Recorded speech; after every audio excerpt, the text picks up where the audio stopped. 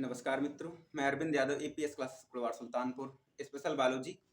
आज हमारी टॉपिक जो है सेल यानी यूनिट ऑफ लाइफ, यानी कि कोशिका जीवन की इकाई।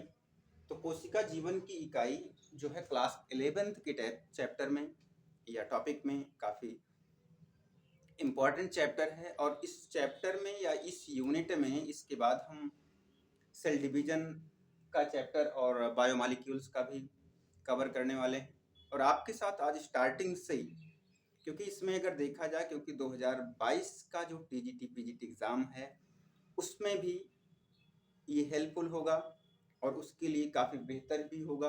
आप ध्यान से हमारे साथ बने रहेंगे, एक एक टॉपिक क्लियर होगी आपकी बिल्कुल शार्ट नोट में, जैसा कि आपको थंबनेल में दिखेगा भी बिल्कुल।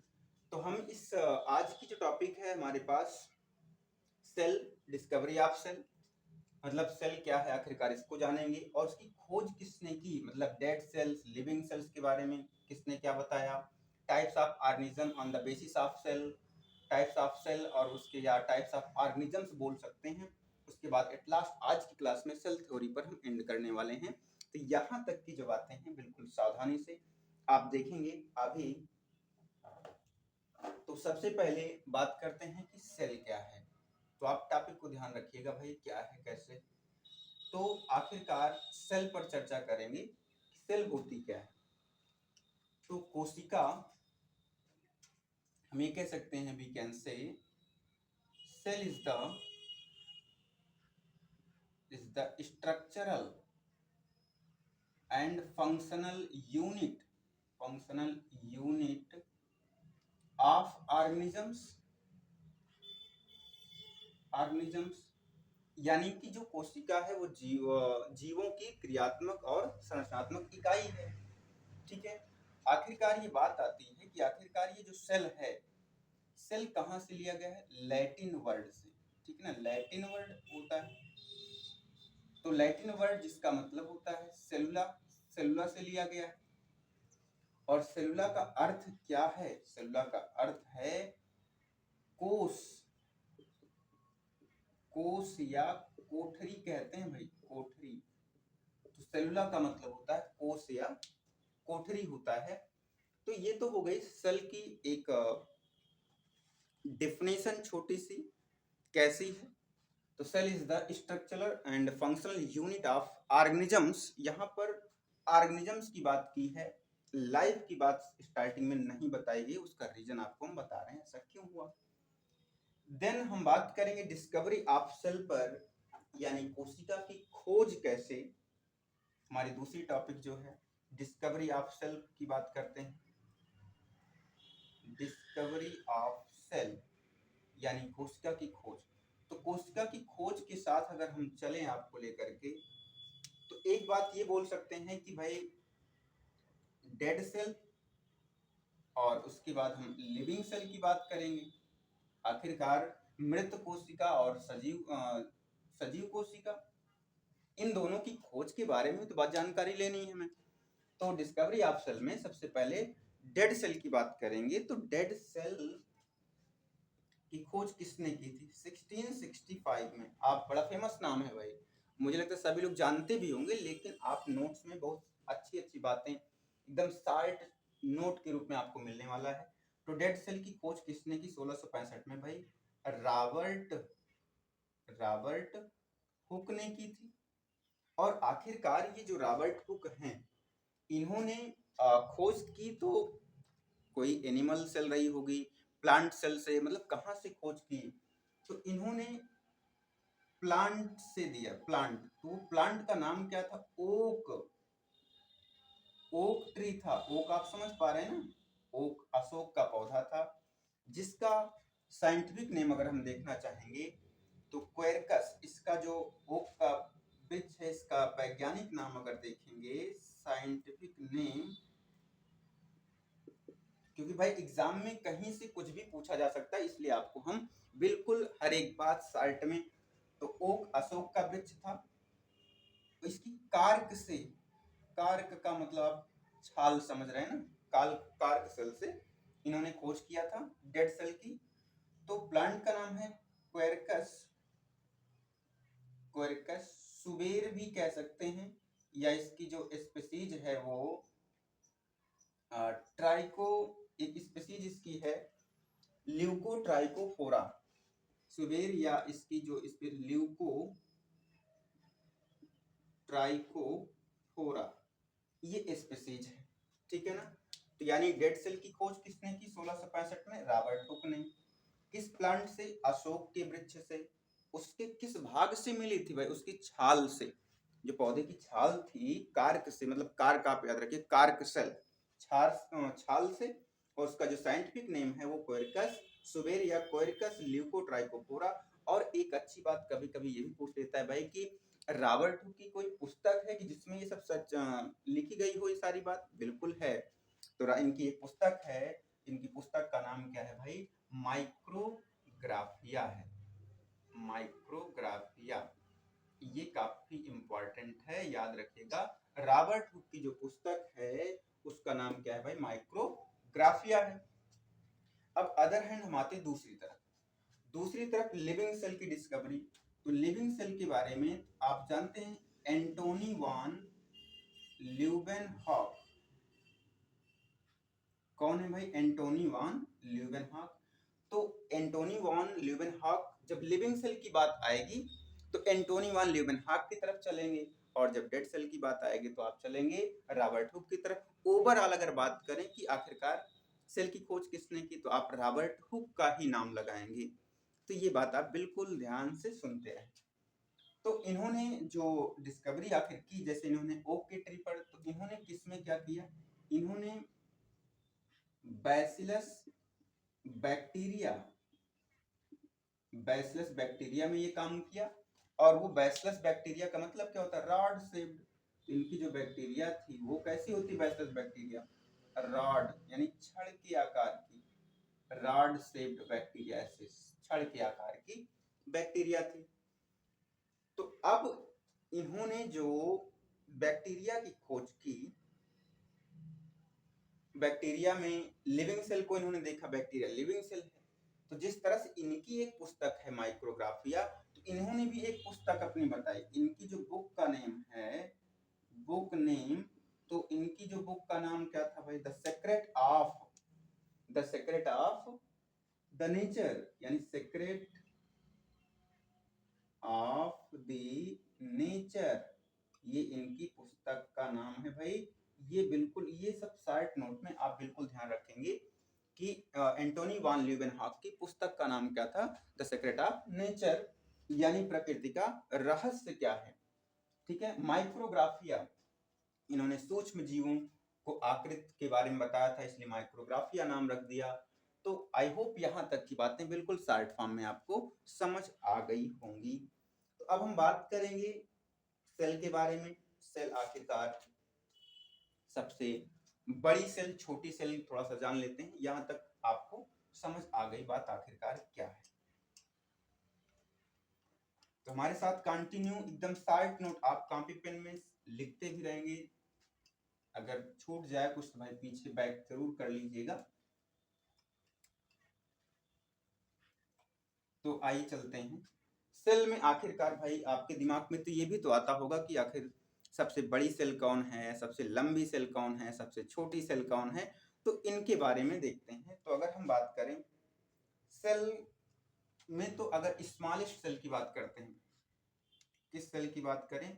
Smallest cell. तो सबसे पहले स्मॉलेस्ट सेल यानी सबसे छोटी कोशिका।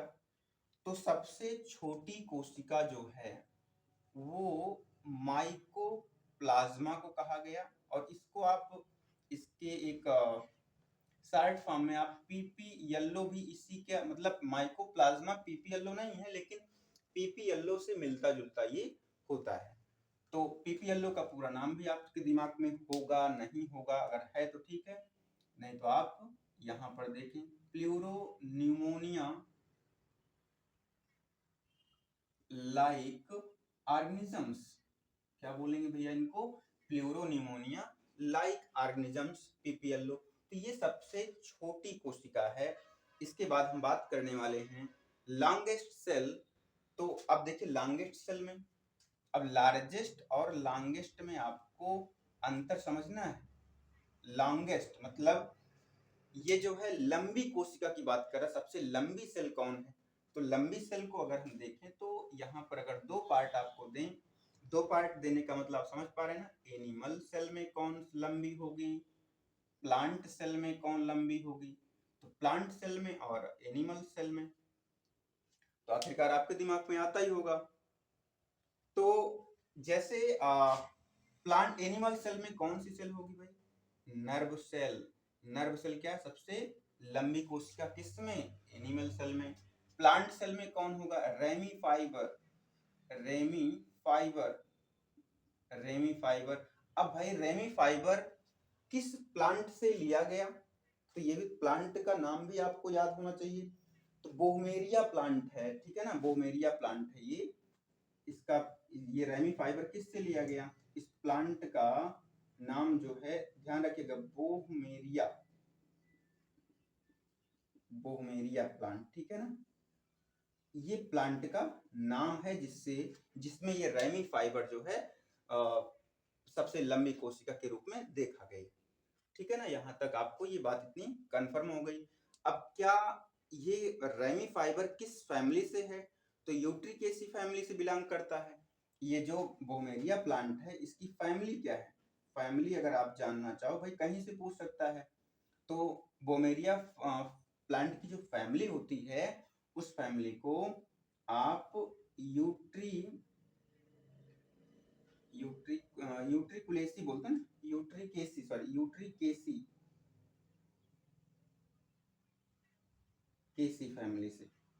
और जो अभी ओक का ट्री था, मतलब जहां पे डेड सेल की खोज हुई थी, तो वो जो है किस फैमिली से बिलोंग करता था, तो वो फ्यूगेसी फैमिली से। वहां पर नोट कर लीजिएगा भाई, ओक का वृक्ष जो था, ओक वाला, उसको ध्यान रखिएगा, ओक प्लांट था आपका, जहां पर डेड सेल की खोज हुई थी, तो वो था आपका फैगेसी, फैगेसी फैमिली से बिलोंग कर रहा था। इसको आप भाई ध्यान में रखिएगा, फैगेसी फैमिली, वहां ओक ट्री।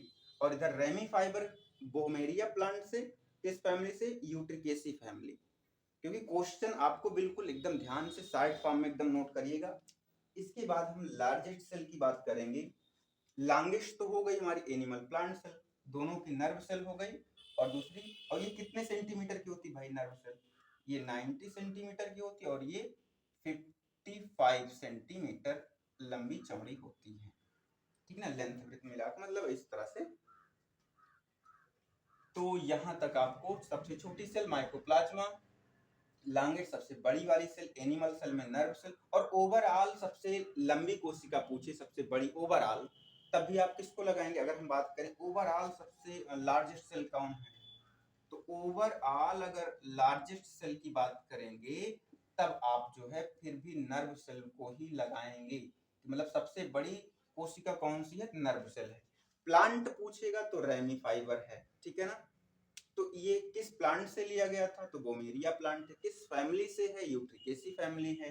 तो आपको इतनी बातें बिल्कुल स्पष्ट समझ आ रही होंगी क्या है आखिरकार, ठीक है ना। इसके बाद हम चलते हैं सबसे लार्जेस्ट सेल पे, बड़ी वाली लार्जेस्ट सेल कौन सी है, इस पर आप देखेंगे। भाई फास्ट इसलिए काम होगा कि जिससे ये वीडियो लंबा ना हो और आपको बात भी समझ आ जाए, ठीक है ना। तो समझ तो सब आ रही होंगी, नहीं आएगी तो भी क्या उखाड़ सकते हो, ठीक है ना। सॉरी यार, मतलब ऐसे मतलब बात निकल गई, ठीक है। तो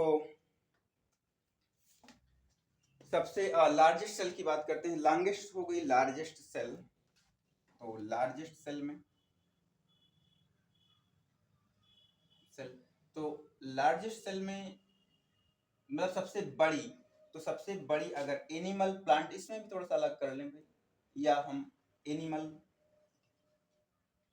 और प्लांट में अलग कर लें, तो एनिमल में जो सबसे बड़ी कोशिका होती है वो आप समझते हैं ना, ऑस्ट्रिच, शुतुरमुर्ग, ऑस्ट्रिच एग, ठीक है ना। और ये एक क्या है, ऑस्ट्रिच क्या है, एक बर्ड है। और कैसा बर्ड है भाई, फ्लाइटलेस, फ्लाइटलेस मतलब ये उड़ नहीं पाता, भागता बहुत तेज, दौड़ता बहुत तेज, जंप बहुत तेज करता है। अब कुछ लोग उसी जंप को बोलेंगे कि उड़ता है, तो नहीं, वो जंप बहुत तेज करता है, मतलब वो जंप को उड़ना नहीं कहते हैं, वो कूदना कहते हैं उसको, यानी फ्लाइटलेट्स, उड़ता नहीं है ये बर्ड। ऑस्ट्रिच का अंडा जो है सबसे बड़ी कोशिका किसमें है, एनिमल में। और प्लांट में एसिटोबुलेरिया जो पौधा होता है, एल्गी है, प्लांट में एसिटोबुलेरिया, ये एक एल्गी है, ठीक है ना, शैवाल है। और ये यूनिसेलुलर मतलब इसकी एक कोशिकीय मैरीन एल्गी है, मतलब मैरीन एल्गा, मतलब ये समुद्री शैवाल हैं। और कैसे शैवाल हैं, ग्रीन है, मतलब हरित शैवाल है, तो ये ग्रीन एल्गी है, तो ये ध्यान रखना है, ग्रीन एल्गी। तो मतलब क्या हुआ कि जो एसिटोबुलेरिया एल्गी है, ये प्लांट की सबसे बड़ी कोशिका है, एक कोशिकीय में सबसे बड़ी कोशिका है। और ये किस प्रकार की एल्गी है, तो ये हरी एल्गी है। कहाँ मिलती है, समुद्र में मिलती है। तो इतनी बातें आप बिल्कुल ध्यान में रखेंगे। अगर यहीं पर एक साइट में मानव की बात कर लें, क्योंकि अब आपके दिमाग में आता होगा कि यार सबका तो पढ़ ली, अब हमारे ह्यूमन में क्या होता है, मानव में सबसे बड़ी छोटी कोशिका क्या है, लंबी कोशिका क्या है, तो मनुष्य का भी देखना पड़ेगा, बिल्कुल देखेंगे। तो अब हम आते हैं अपने यानी होमो सैपियंस की तरफ। तो होमो सैपियंस, बहुत सारे ऐसे स्टूडेंट होंगे वो 11 में पहुंच गए होंगे, ये तो उनको होमो सैपियंस नहीं पता होगा आखिरकार क्या है होमो सैपियंस, किसकी बातें कर रहे हैं सर। तो होमो सैपियंस जो है आपका अपने नाम की बात कर रहे हैं भाई, आपका अपना साइंटिफिक नेम है जो पूरे विश्व में उसी नाम से पहचाने जाओगे, अपने नाम से नहीं कि फलाने धमकाने, ऐसा कुछ नहीं है। आओ, तो मनुष्य में जो सेल है यानी कि मानव में क्या है, इन ह्यूमन की बात कर लें, इन ह्यूमंस, तो मानव भाई अब तो हम देखेंगे 3 तरह की बातें। मनुष्य में जो स्मॉलेस्ट सेल है, स्मॉलेस्ट सेल, और लार्जेस्ट की बात करें, लार्जेस्ट सेल, और लॉन्गेस्ट की बात कर लें, लॉन्गेस्ट सेल, मतलब तीनों सेल की बात करेंगे भाई। तो तीनों सेल में यानी कि यार थोड़ी सी ठंडी गर्मी बरसात चल रहा है,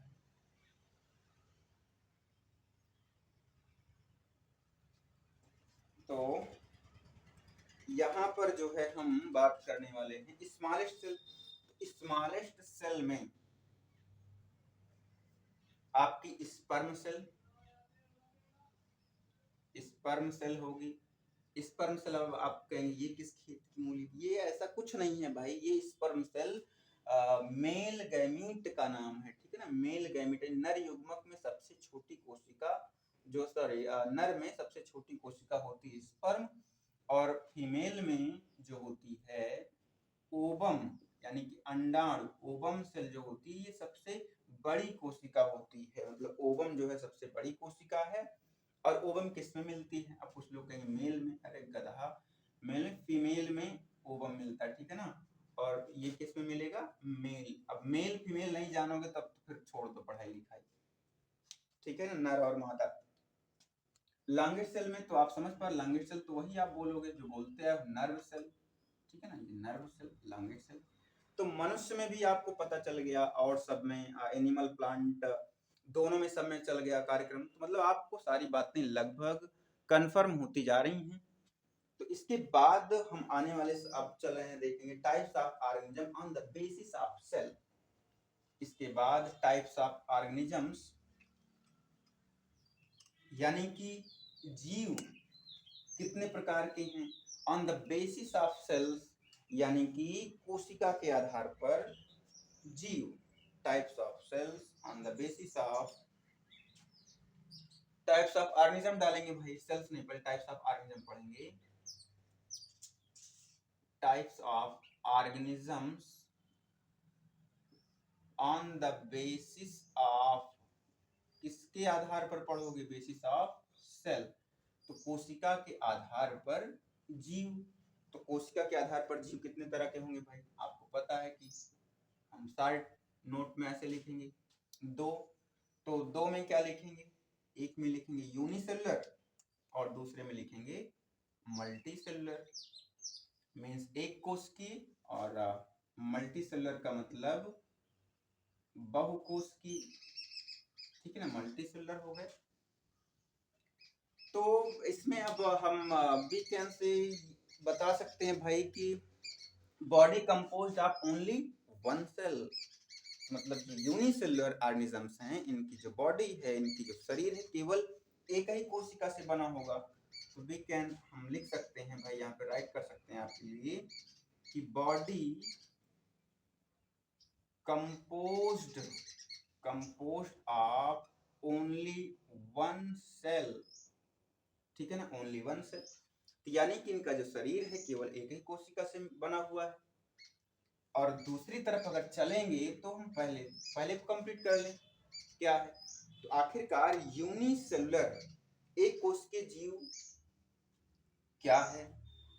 तो सबसे पहले आपको हम अगर आर्यच व्हिटकर का क्लासिफिकेशन बताएं तो आर्यच व्हिटकर ने कितने प्रकार के, कितने किंगडम में बांट दिए जीवों को, 5, मोनेरा, प्रोटिस्टा, फंजाई, प्लांटी और एनिमेलिया। तो उनमें से पांचों जगत की बात करें तो एग्जाम्पल अगर देखें हम तो मोनेरा जो है आपका कैसा है, यूनिसेलुलर है। तो मोनेरा में आप किसको जानते ज्यादा, आर्की बैक्टीरिया और देन क्या भाई किसको जानते हैं, यू बैक्टीरिया को, यू बैक्टीरिया। तो ये दोनों कैसे हैं, प्रोकैरियोटिक हैं। Prokaryotic means nuclear membrane absent. और लेकिन यूनिसेलुलर की ये तो पूछा नहीं प्रोकैरियोट यूकैरियोट से, आप ये तो पूछा भाई एक कोशिकीय बहुकोशिकीय में बता दो, बस बात खत्म हो जाएगी। हम ज्यादा उतना जानना चाहेंगे जितना हमें आवश्यकता है। इसमें हमें आवश्यकता क्या है भाई, एक कोशिकीय में बता दो कौन सा जगत है या कौन से जीव हैं, बहुकोशिकीय बता दो कौन सा जगत है किस जीव है, बस ऐसी इतनी सी बात ही पूछ रहा है बस। तो जितने पूछे उतने बताओ, आओ हमारे साथ। तो अब इसका एक लेकिन एग्जाम्पल है प्रोटिस्टा। तो प्रोटिस्टा भी कैसा है, यूनिसेलुलर है, लेकिन यूनिसेलुलर है बता दे रहे हैं भाई कि लेकिन यूनिसेलुलर है बट वो यूकैरियोट है, यूकैरियोट्स है वो, मतलब न्यूक्लियस प्रेजेंट है। अब दूसरी तरफ चलेंगे हम मल्टी सेलुलर के पास। तो मल्टी सेलुलर यानी कि बहुकोशिकीय, तो बहुकोशिकीय में भाई क्या होने वाला है, हैं? बहुकोशिकीय में देखो भाई, बहुकोशिकीय का तो इनकी बॉडी क्या होगी, body composed of more than one cell. इसमें आप लिख सकते हो क्या, body composed of more than, कितना, मोर देन वन सेल, मतलब एक कोशिका से अधिक, मतलब इनका जो शरीर है वो मोर देन वन सेल, एक कोशिका से अधिक कोशिकाओं से मिलकर के बना होता है। तो इनको बोलते हैं क्या, मल्टी सेलुलर बोलेंगे। मल्टी सेलुलर का मतलब बहुकोशिकीय जीव, यानी इनके शरीर में एक से अधिक कोशिकाएं मिलेंगी।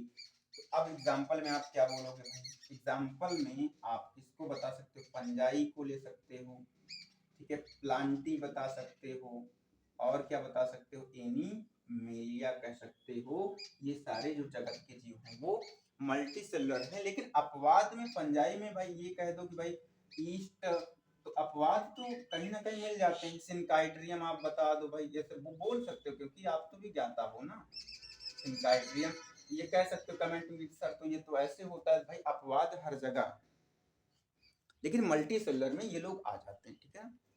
तो अपवाद के रूप में आप फंजाई में लिख सकते हो भाई ईस्ट एक कोशिकीय है, सिनकाइट्रियम एक कोशिकीय है।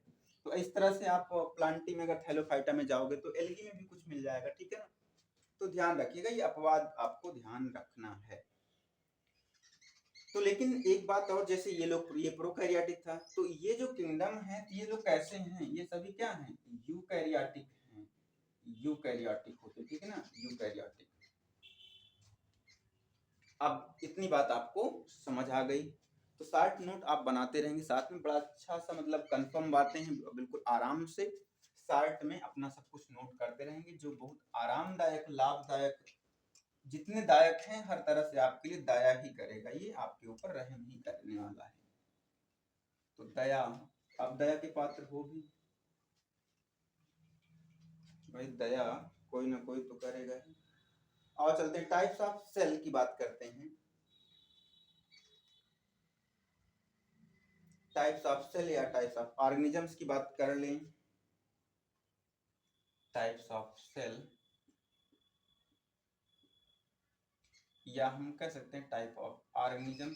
अब एक ध्यान में ये रखना है आपको कि सेल में हम तीन तरह की बात करने वाले हैं। तीन तरह में क्या, एक को कहेंगे भाई प्रोकैरियोटिक सेल, दूसरा हम कह दें भाई मीजोकैरियोटिक सेल, कैरियोटिक सेल, और तीसरे को कह देंगे यूकैरियोटिक सेल। तो अब आखिरकार प्रोकैरियोटिक, यूकैरियोटिक, मीजोकैरियोटिक, यूकैरियोटिक क्या है? प्रोकैरियोटिक तो इसका कैरेक्टर में अगर चलोगे तो बताओगे भाई इसकी सेल के अंदर क्या होता है, न्यूक्लियर मेम्ब्रेन प्रेजेंट होगी कि एब्सेंट होगी? बोलिए भाई, एब्सेंट होगी। यानी कि प्रोकैरियोटिक कोशिका के अंदर जो है न्यूक्लियर मेम्ब्रेन एब्सेंट है। अगर न्यूक्लियर मेम्ब्रेन एब्सेंट है तो इसका जो जीनोमिक मैटर है, यानी जो इसका जीनोम है, डीएनए है, वो कैसा होगा? इसका डीएनए कैसा होगा भाई? नेक्ड होगा ना, नेक्ड डीएनए होगा।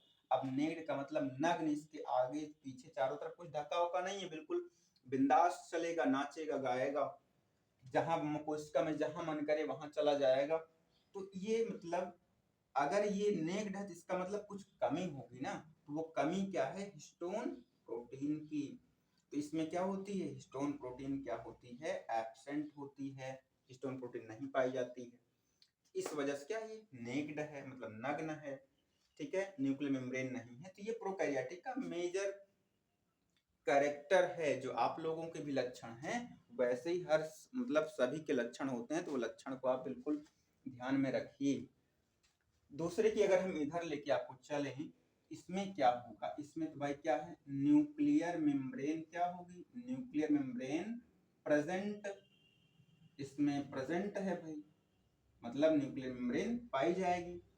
देन अगर हम दूसरे, अगर इनका डीएनए कैसा होगा? इनका डीएनए बाउंड होगा, बाउंड डीएनए, यानी कि कवर्ड डीएनए अगर हम कह सकते हैं, चाहे बाउंड लिख दें या कवर्ड, मतलब ये ढका हुआ होता है किससे? न्यूक्लियर मेम्ब्रेन से। और इसके साथ क्या क्या होती है? हिस्टोन प्रोटीन प्रेजेंट है, हिस्टोन प्रोटीन मिलती है इसके पास भाई। अब हिस्टोन प्रोटीन में अगर आप आर्जिनिन अमीनो एसिड का नाम सुने हो, आर्जिनिन और लाइसिन, तो ये दोनों पॉजिटिव यानी कि धनावेश, इनके पास धन चार्ज होता है। और डीएनए के पास कैसा चार्ज होता है? डीएनए के पास कैसा चार्ज होता है भाई? नेगेटिव, क्योंकि उसके पास फास्फोरिक एसिड होता है, इस वजह से नेगेटिव। तो पॉजिटिव नेगेटिव क्या करते हैं? आपस में बॉन्ड बना करके जुड़े रहते हैं।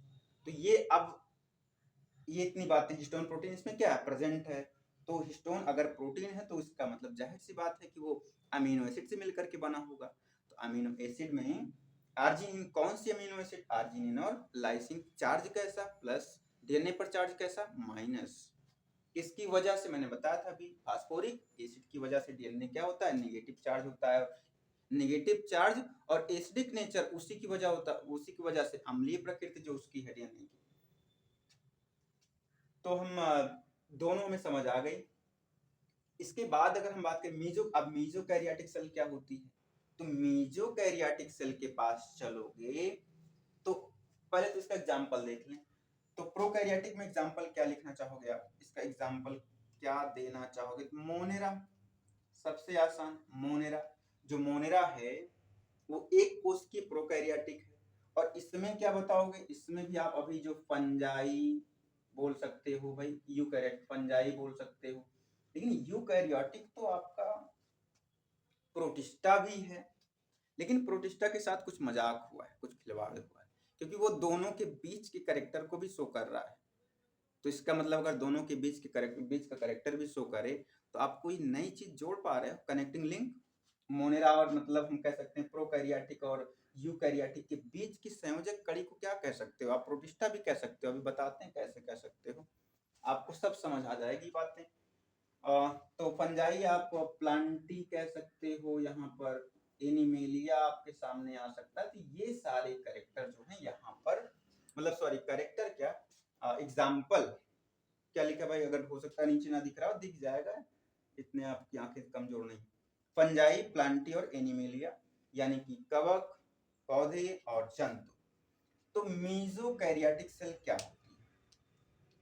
तो मीजोकैरियोटिक सेल में अगर हम देखेंगे तो न्यूक्लियर मेम्ब्रेन तो प्रेजेंट होगी, ठीक है ना। इसके पास क्या होगा, न्यूक्लियर मेम्ब्रेन प्रेजेंट है। अब मेम्ब्रेन लिख दे रहे हैं भाई, न्यूक्लियर मेम्ब्रेन क्या है, प्रेजेंट है, मतलब पाई गई, प्रेजेंट है। तो एब्सेंट क्या है इसके पास, एब्सेंट क्या है, अनुपस्थित क्या है, हिस्टोन प्रोटीन एब्सेंट है। तो अब देखिए इसमें क्या था, हिस्टोन प्रोटीन प्रोकैरियोटिक में क्या था, एब्सेंट था, लेकिन इसमें भी हिस्टोन प्रोटीन एब्सेंट है। तो ये करेक्टर देखो मैच कर रहा है ना इसके साथ। और इसमें जो है न्यूक्लियर मेम्ब्रेन इसमें भी प्रेजेंट है और न्यूक्लियर मेम्ब्रेन इसमें भी प्रेजेंट है।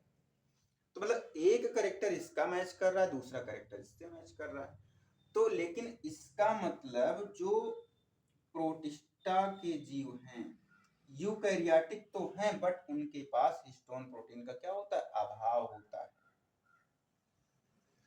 तो इसका एग्जाम्पल क्या होगा, प्रोटिस्टा, यानी कि मीजोकैरियोटिक जीव किसे कहा गया, प्रोटिस्टा। जिसमें आप एग्जाम्पल किसका लेना चाहोगे, डायनोफ्लैजेलेट का, क्राइसोफाइट, और कुछ एग्जाम्पल आपके पास है?